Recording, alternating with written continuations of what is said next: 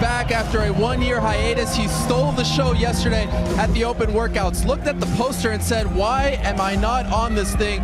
Broke out a Sharpie and drew himself on the poster and said, the real champ next to it. He also kind of stole the show this morning as well. Him and Michael Johnson got into a bit of an altercation while they were checking weight. Nothing huge, but just to get people, you know, remembering that the Diaz brothers are back. Nick, by the way, his brother is here in Orlando. He cannot corner him because of his suspension, but it is very good to see Mr. Nate Diaz back. And by the way, the last time we saw him a year ago in Phoenix, he missed weight, was injured. He looks to be in phenomenal shape this time around. So I'm going to go out on a limb right here and say he's about to make weight. First on the scale, Nate Diaz.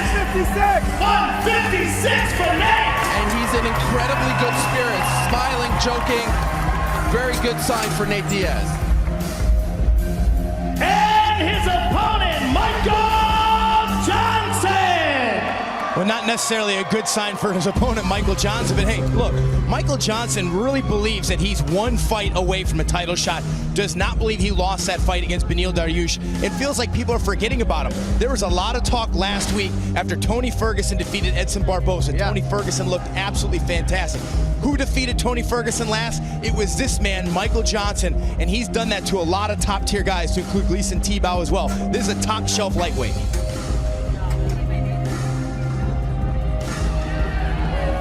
155 and a half for Mr. Johnson. Let's see this face-off right here. Some bad blood. Nate Diaz and Michael Johnson, ladies and gentlemen. There's nothing like a Diaz face-off. The next fight takes place in the heavyweight division. Junior Dos Santos versus Overim. Guys, I can't believe it's finally happening. Like we said at the top, these two were supposed to fight at UFC 146 3.5 years ago. We are finally getting to see two of the very best in the heavyweight division fight. No love lost between these two. They've been going back and forth for the last 3.5 years. They do not like each other. And like I said, there's a twist this time around. Overim with Jackson Wink, JDS with ATT. Let's see how he weighs here. Obviously a slimmer Overim this time around.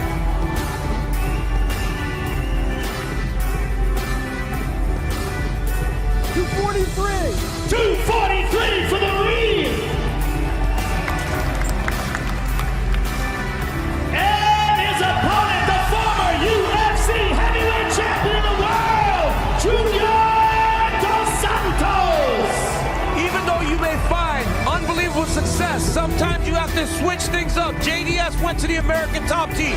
I spoke to one of his teammates and he told me, Junior is doing very well in the wrestling. He's better understanding positions, so he doesn't retreat as much. He doesn't trap himself against the back of the octagon as he used to by backing up in exchanges.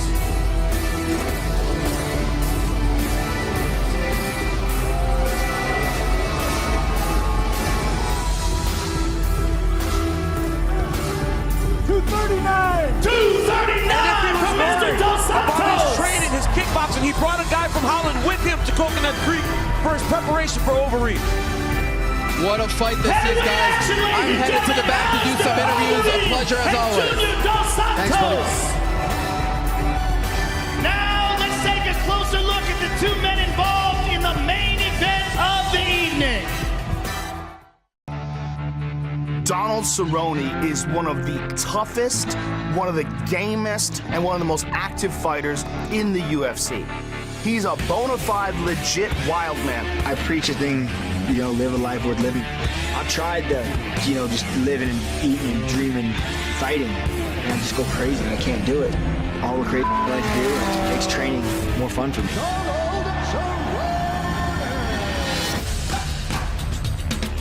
I'm not here to, you know, to have fun, to hang out, you know, like party. I fight to have a legacy. I fight to make my kids proud, to make my family proud of me. My goal is to have honor in everything I do. Rafael Dos Anjos represents the finest example of a lightweight mixed martial arts fighter we've ever seen inside the octagon. What we saw from Rafael Dos Anjos when he faced Anthony Pettis was one of the finest performances of the year. Dos Anjos shut him down at every corner. And it showed what Dos Anjos is capable of in his prime. Donald Cerrone, he's a superstar right now. He's gone through the ups and downs inside the octagon, and he's come back an even better fighter. His Muay Thai is amongst the best in mixed martial arts, period. His kicking and punching and knees and elbows are absolutely outstanding. Oh, that's it, it's over. What we're seeing now is a Donald Cerrone in his prime. Mentally, physically, I'm ready to hold that belt. I hope he thinks I don't train, and I hope he thinks I'm not taking this fight serious, and he takes me lightly, because I'm coming, man. People still don't believe on me. I still gotta prove why I'm the best in the world, you know, and I'm gonna prove it, man. If I hit him once again like I did on the first fight, he's not gonna come back.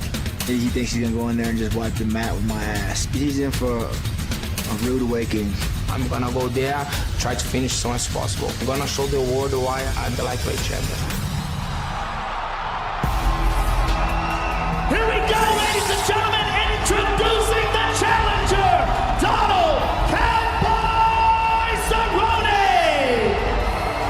Tell you what, a lot of people aren't going to believe me on this, but there was a time in the WEC where Donald Cerrone hated fighting.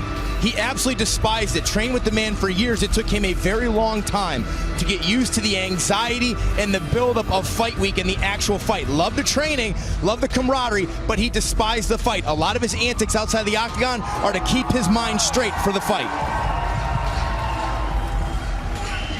154 and a half. 154 and a half for the challenger. Having fun outside the octagon is key to his focus inside of it. And his opponent, the reigning, defending, undisputed UFC lightweight champion of the world, Rafael Dos Anjos. There you see the champion, Rafael Dos Anjos. I spoke to his strength coach, Nick Kirsten of Speed of Sport Gym. He said he's in unbelievable shape, same or better than the Pettis fight. Sometimes Rafael gets big in between fights, but he said in August, the moment he cleared rehab on his knee, they got to work. They did a lot of speed training. They worked on his wrestling. They said he's gonna look better than he did in March, and if he looks better than he did in March, I'm afraid for his opponent.